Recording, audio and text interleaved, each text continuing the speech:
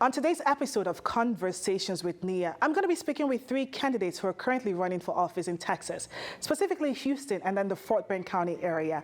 With the election just days away, the primaries in March 1st, these candidates believe that they themselves can bring positive change to the community. First, I'll be talking to attorney Glenda Duru, who is running for the 313th Juvenile Family District Court Judge position, and Somtoo Ejiofor, who's running for the Texas State Representative for the 3rd Ward. Afterwards, I'll have a one-on-one with Steve Okoroha, who's running for the Fort Bend County Clerk. I hope that you can sit back, enjoy, and listen.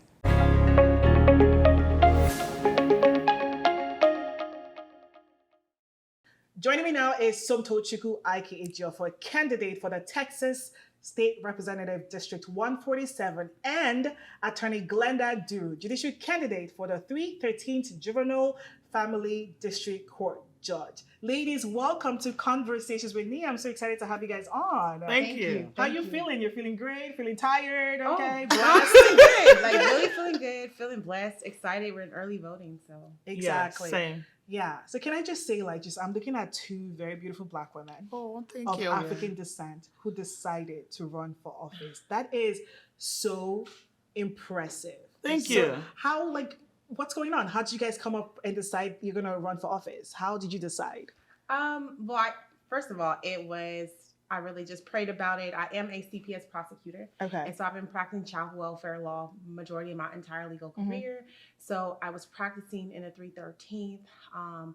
And based on my experience in the court, I saw a need for more representation. I saw a need for change. And I understood how to run, and I had experience with campaigns, and I decided, hey, Glenda, this is your time to do it. Make a change, make an impact in the community, and I decided to run.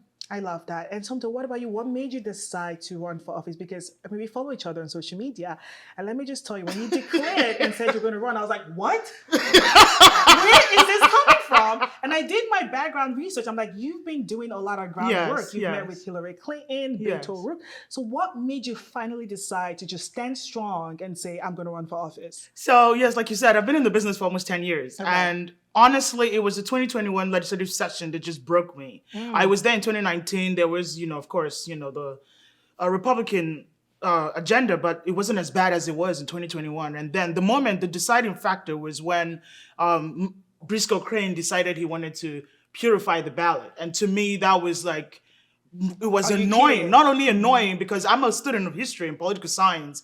So that to me sounded like, oh, you want to purify the ballot, not while I live and breathe. I'm going to make sure that never happens. And thank God for Nchia, he made sure that was stricken off the bill. But that was the moment. I was like, come sunshine, come rainfall, 2022, I'm on the ballot. Wow. Whatever happens, it's happening. I'm doing it. Very impressive. Yes. You needed just something to spark that fire. Oh my God, yes. But prior to that, did you nurture the thought about possibly running prior to that fire just sparking? Yes, absolutely. I've actually worked in City Hall. I've worked from City Hall to the governor's office. So I have a wide spectrum of experience. And so, Glenda, you have experience as an attorney. You're very passionate about juveniles in minority community. That's your strong passion about mentoring them. So for people who don't understand the role of a district court judge, I feel like many people in our community, the Black community, don't get it. So what would your role be if elected? So if elected, it is to, one, uphold the law and uphold the juvenile delinquency law and child protective law, which all falls under the family code. And Somtoo, you're running for, like I said earlier, state representative position, and you have so many people running by you. I don't want to say against you because we're all in the Democratic Party for this primary. Yes. And you have some heavy hitters. You Absolutely. have Reagan Flowers, who has a very strong presence in the community. You have Jolanda Jones, who has a strong presence in the community. What makes you, aside from this amazing passion that I can just see coming through you, what makes you stand out? Okay. Thank you for that question. Honestly, the only thing that really puts me abreast of everybody is the fact that I do have legislative experience. This is literally my life's work. I've spent time at the legislature. There was a tweet out the other day that I put out. I was like, oh, I was just playing speaker the other day in 2019, right? It was a joke, right? Because of what happened with Brennan. But the fact still remains, I have legislative experience. I have pushed bills from the start of filing till the end of the governor's desk. So I have seen bills come through. And again, I'm a political animal. That's my job. That's what I've done. I've been able to liaise with the Republicans. I've been able to get things done. So that's what we need at the legislature. So that's what makes me the ideal candidate for 147. Yes, I understand I haven't been as present in the district. Of course, I had to be in Austin. Of course. I needed the experience at the legislature, Exactly. So that's the difference. And so for you, Glenda, you said earlier that in this position, if, fingers crossed, should I say when? Right. If elected, you mentioned that you will be upholding the law. How does that make you feel? Are you nervous? Have you come to terms, with that idea? Or are you just still going through the whole campaign momentum right now? Well, I'm not necessarily nervous about it. I want to do it. I want to make the change. I want to uphold the law. I'm excited about it. I'm also excited about the ability to be innovative in the courtroom when interpreting the law, which means I'm excited about bringing the community into the court and having community programs for our juveniles. And I'm also excited because I'm simply not only going to be on the bench making decisions, but I'm going to be in the community. I'm looking to partner with different community partners and be an advocate, a community agent to address juvenile rehabilitation, juvenile offenses, so we can end this pipeline to prison that has been created. And also making sure that our children and the child welfare system is getting the best treatment they can, making sure that we are helping families. We're limiting the amount of children in foster care and placing children with their families the best we can and keeping up the best interests of the children. What other change do you intend to bring, right? Because I feel like people need to hear more about your plans moving forward. Maybe something more structured, if that makes sense. So what else do you intend to bring to the table? Well, with the juveniles, I want to make sure that when they're in these programs, that they're getting properly rehabilitated. What that means is that we're going to the foundational cause of why they committed the offense and addressing that. If it's trauma, if it's if it's income, if it's maybe something underlining with their family. Let's address it with the child, but let's also address it with the family. That's when the community resources come in, and that's my approach to the juvenile part of my cases. Absolutely. And for you, Somtoo, what change do you intend to bring to the table? How do you intend to represent your district in a way that, you just hear their voice, your voices are heard overall? What change do you intend to bring to the table? The first things first, I'm going to fix the grid. The Texas, my God, the Texas grid needs to be fixed. Okay? I saw that on your website. I said, she's bold. Oh, yes. But that's important. That's very important. That's really one of the major issues. So let me explain to you why I say that. Without the grid, businesses are not going to thrive in the district.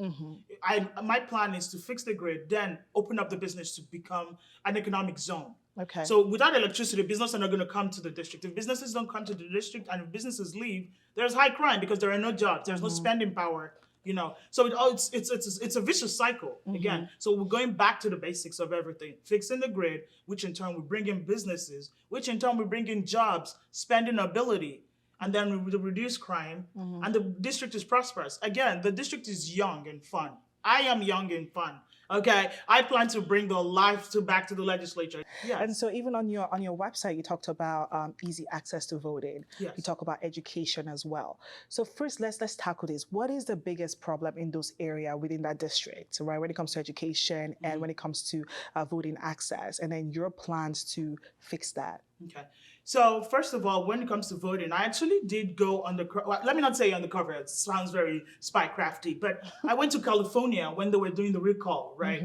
It was so easy to vote. I had this friend, her name is Crystal. Interesting. She runs Kira Health, and she was talking about how, it's so easy. So she pushed it to the last day. I was like, are you sure this is not right? So we go there on the last day. It's almost 7:00. And she just walks in. She forgets her registration thing, right? She forgets to register. So she was purged. So she had to go register and, then go check her registration and then go vote. It was so easy. I stood outside because, it's not my place. I don't want to be in her face, but it was just so easy to vote. And then I was talking to the lady that was working there, and she was like, what state are you from? I was like, Texas. Everyone in the room screamed, "Oh, you all in Texas!" Blah, blah, Wow. they were like, So "Wow, Texas definitely has that reputation." yes, oh yes, it is so bad. It is so Interesting. bad. But my goal is to make sure that there is easy access to voting. I want to make sure that we have online registration. I don't know if you all noticed, but during the logistics crisis, there was lack of paper. People could not register to vote. That lack of paper could have been eliminated with online voting registration. It's 2022, man. We got to use the internet. That's my main goal, to make sure there's online registration. I also want to do same-day registration because we have a full life. People have 2-3 jobs. They might forget to go register to vote. Exactly. They might get purged out of the polls, which the Republicans are working on. They want to purge the polls. And if that happens, same-day registration. That's something else I'm very passionate about, same-day registration. So it's a walk-in, it's like a Walmart of voting. You go in, you register, you go back, join the line, you vote, and back out. Literally. Absolutely. So that's I want to make it easy and accessible. And also, when I say easy and accessible, like the laws that were passed, the poll watchers, what are you poll watching? Yes, it's fine to poll watch, but don't be aggressive. You want to poll watch, go poll watch. I love people who participate in the democratic process. Yeah. Don't be aggressive. Don't be in my face. Let the poll workers do the job, not the poll watchers being hovering all over. So I want to repeal most of those laws, and most importantly, the mail-in ballots.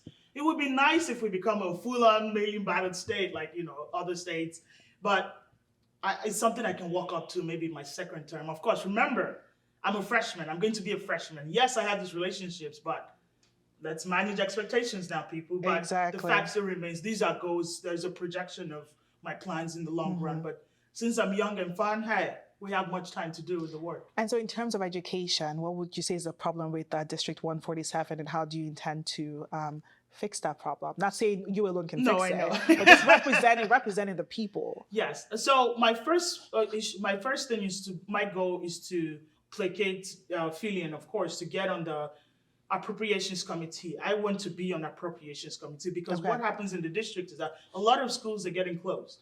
A lot of schools are being closed. There is not adequate funding. So I found out that if I can be on appropriations, I can then figure out what kind of funding we can need, or what kind of funding can be earmarked to districts and school districts and public schools. My dad teaches at HISD. I see firsthand. Yes, I see firsthand the issues. There is not enough funding. There are not enough things for the students to use and things like that. So that's one of the issues in the district. And that's something I want to fix. I want to make sure that there is adequate funding allocated, to the school districts. And I also want to cure the education loss that happened during the pandemic. In comparison to other OECD countries, we're really behind. So I want to figure out what we can do. Can we supplement it with summer school, or eliminating the summer entirely, or just having just 1 month of summer break, some solution to figure it out. So that's where my education policy experts will come into play. Education policy is not my area of expertise, but what I know is the money. I follow the money. That's where I'm going to focus on, which is why I want to be on the appropriations committee, so I can figure out where the funding is, what's happening with the money and stuff. Listen, you said it, follow the money. Follow the money. We like that, follow the money. So Glenda, and I have to read from my script here, your campaign is built on a very strong mission. And when I say that, was very endearing, and that also just encapsulates the fact that you are very passionate about juveniles. You said your mission is to listen, lead with compassion, and render an impartial way, right? Did I say well? Yeah, in an impartial way. Why this mission? Why is this so important for you? Well, it's lead change and lead change and represent in an impartial way. I say that because one thing is that I believe in being a leader. I've always been in in leadership positions, and being a leader brings about change. And I find that very important in this role, because presiding over juveniles, you can be a leader, you can be a mentor, at the same time enforcing law. So I want to give them an outlook of, this is someone who I can possibly recognize with, and I see her as a leader, and let me go back and improve my ways so I don't commit this again and go on a straight path. Like, that is my biggest thing, is like, coming into our court is pretty much like a trauma court. You have juvenile offenses, you have CPS cases, but let's give the juveniles a fresh look at, this is a leader before me. Let me listen to her. Let me take it back and improve my own life. So I think about that. And then to lead and change, be it a lead in a 313th, is like, I want to lead by removing, currently the juveniles are getting shackled, right? Which means their hands and feet are still shackled more than adults. So I want to be the leader in the 313th and remove that, right? I believe that juveniles coming into my court should not be faced with that feeling of dehumanization coming into the court being shackled. Let's give them a chance. Come before me, not being shackled. I'll hear your case. I'll render my decision, and go that way. Again, leading by example. because I know another court has done. So I'm trying to implement that as well. And just continue to be a leader in the community, not just in the court, but also in the community. I've talked to several community partners from On Purpose, and I plan to get back out there and to find more community partners that offer programs for youth and families, so that we can merge these programs with what's going on in the court and make sure we get to the foundational cause and actually serve the community. What does this mean for you running for office? Your names are going to be on the ballot. I mean, you guys are going to be making history. So what does this moment feel like for both of you? I mean, Somtoo, your name is Somtoo Chukwu Ike Ejiofor, right? And then you, Glenda Duru. Have you taken this moment in? What does it mean for both of you? Well, for me, have I taken it in? Yes and no. I know it's big shoes to fill, but I know that the youth coming before me has something to look forward to, because there were women in our history that helped me that I look forward to. Like I saw Oprah, I saw Michelle Obama. So I want to be that to students. I want them to know that no matter what your background is, you can follow this path. Yes. Because I came from Southwest 8 and really from Southeast to Southwest. And so I'm from this area, right? And then also opening the door, right? Not just sitting in the seat, but actually opening the door and creating an avenue for others to follow. For me, so this moment, what does it feel like for you being on the ballot? Your name's going to be there. Honestly, it's been very surreal. It's been nice also. But I want to, of course, pay homage to those who have come before me. Mr. Frenna Thompson. Oh my God, she is an excellent legislator, and she's somebody that I hope to be half as good at. I hope I have done a good job. Each time I go anywhere, each time I volunteer, and each time I give back, I make sure that people and ladies know that yes, there is a multifaceted, we as Black women, we are multifaceted, right? I love politics, but I also love fashion, but I also love, film and television. So I try to show Black women that you can have different passions and you can still do what you need to do to make a difference in the world. And I hope I've been able to show that. So ladies, I want you guys to use this as a platform to speak to the voters, right? Like we said, the primary is going to be March 1st. And for people who watch it, this is going to be a couple of days before, March 1st. That's on a Tuesday. What do you want to say to the voters? Take this as your time to just speak powerfully from your heart. Because I do see the passion, right? But I'm not the one you can convince, right? I don't make up all the votes. It's the people out there watching. I feel like this is going to be maybe even the few times they'll see you guys on screen, right? So what do you want to say to your voters out there in your district? Anyone can go first. Oh, no problem. I'll go ahead and go. It is, first of all, I want to say to everyone who's going out to vote is to research your candidates and make an educated decision on the ballot. I want to also say that I'm asking for your vote. I'm asking for your support for the 313 Juvenile Court. One, to lead change and represent it in an impartial way. I'm not going to only rule from the bench, but I will be on the bench as a leader and be a leader in the community. I will bring the community into the courts. And lastly, I will end shackling in the 313th. I will give our youth and our juveniles an opportunity to properly get rehabilitated and take away that dehumanizing chaining that's currently happening and give them another opportunity. Also, I will make sure that the families are getting the services they needed and the help they needed from the community resources. I'm asking you to elect a representative of Harris County, a representative of you and the future of the 313. So thank you. Thanks, Glenda. And you, Somtoo. Yes. Hi, everyone from District 147. I understand that I might seem new to the scene, but I'm not. You can check the receipts, you can check the background. I've been in the Texas political system for quite some time. I have been able to make policies be passed, and I've seen things firsthand. I want you to understand that as state rep, you have me by your side. I am going to be accessible. I have learned from the best. I used to work for Congresswoman Sheila Jackson Lee. I've worked on programs where our Green attended them. He's been a very, very good inspiration to me. He actually taught me something. He said, always spend your money in your district. And that's something I've done ever since he told me that. And I plan to do that. District 147, I beg you for your vote. I'm someone who you can hold accountable. You can find me on social media. You can find me in the district. I plan to come and visit you all at least 3 times a year. That's just the bare minimum. You're gonna be so tired of me. You're gonna be so exhausted seeing my face.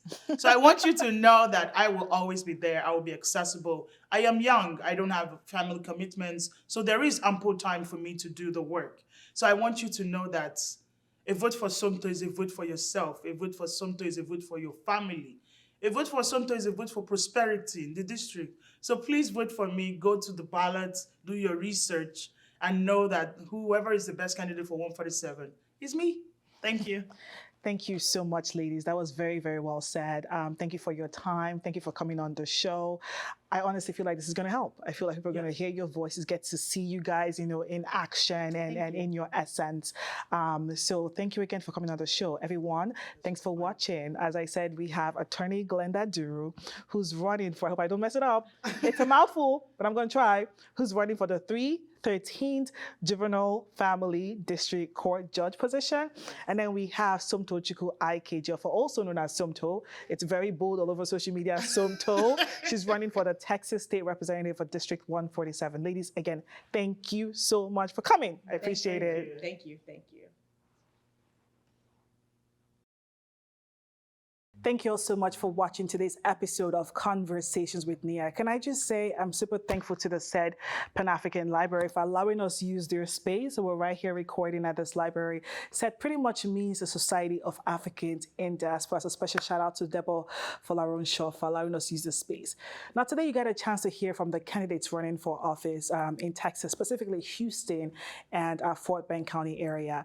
Now many of us go on social media and we talk about how we want change to happen and what's wrong with the system, but truly the power is in us voting. So I want to encourage everyone to go out and vote. Exercise your power. Election is going to be March 1st, which is a couple of days away. That's just the primaries. The main election in Texas is in November. So you have a chance to vote for someone you believe in that can make change happen. You've heard all the candidates. You've heard all of them. Are they in your area? Are they choosing to represent your district? You know best. So again, go out and vote. Thank you for watching.